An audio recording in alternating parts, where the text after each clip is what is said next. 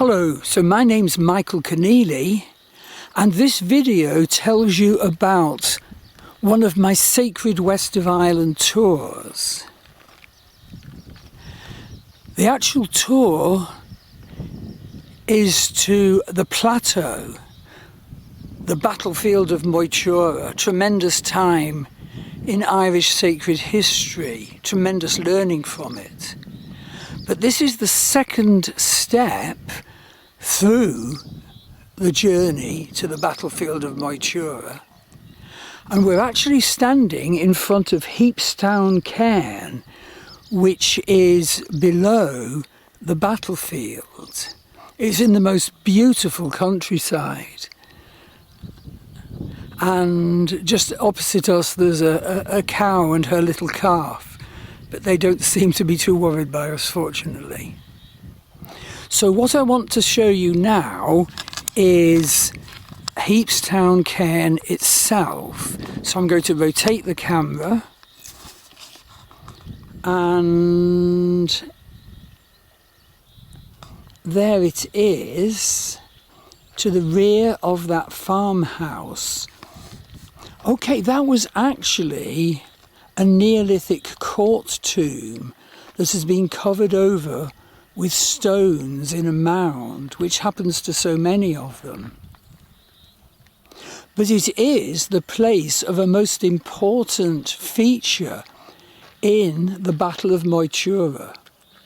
So the Battle of Moytura was fought on the plateau above, behind that cairn, between the Tuatha Danaan, the divine beings, the gods and goddesses of the ancient Irish, and their people, and the dark and evil Fomorians who control the land, who had actually expelled the Tuatha Danaan from Ireland centuries before their return. And this battle was to establish their return. And something was absolutely amazing. The dark and evil Fomorians, according to the manuscript, that so many of the warriors of the Tuatha Danaan returned well and whole and strong next day, when they were virtually dead the day before. So I'm now going to turn the camera towards me and tell you how this step of the work is done.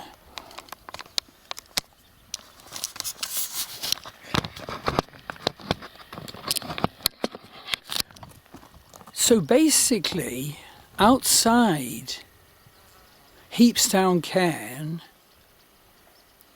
we now hear the legend associated with it and what our particular position is now in relation to healing. So the story is that it was to here, before the mound was built, that the wounded of the Tuatha Danaan were brought at the battle, after the battle each day. And the healings were wonderful.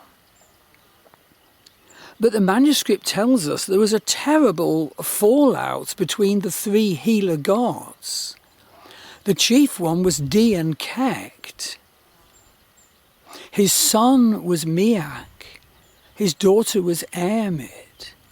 Now, Danaan had achieved fame because he had created a prosthetic arm for the king of the Tuatha Danaan, although the king wasn't considered whole and healed because he had a prosthetic arm made of metal, and it had to be a whole and healed guy who would lead in the battle. And so the great god Lugh was given that job. But when the warriors were wounded and terribly harmed, they were brought here and they were wonderfully healed. And a terrible row broke out between the three healer gods.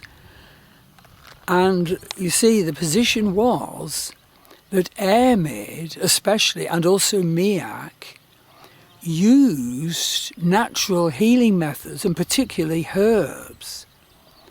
And these were completely unacceptable to the medical requirements of Dian Cecht. And he got so furious with his son, he actually hacked his son to death, the myth is, hacking the son's head until the son's brain was destroyed. And when Miach was buried, Earmid put 365 different herbs on Miach's grave. The weeping young goddess placed them in the order of the days of the year, 365. But Miach was obviously furious at this terrible lapse on medical requirements and qualities. And so he went and kicked all the herbs aside, and so the order of the herbs was lost forever. It sort of reminds me a bit of, maybe we say nowadays, when alternative methods can sort out the harm done by mainstream medical methods, but of course are massively condemned so often by the mainstream doctors. So what happened was that indeed the Fomorians sent a raiding party, and they covered the court tomb where the healers were working with all these stones, so they couldn't do the healing there.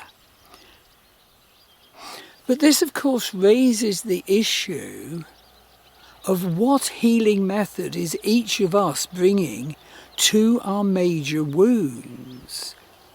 And so this visit to Heapstown Cairn is a sacred opportunity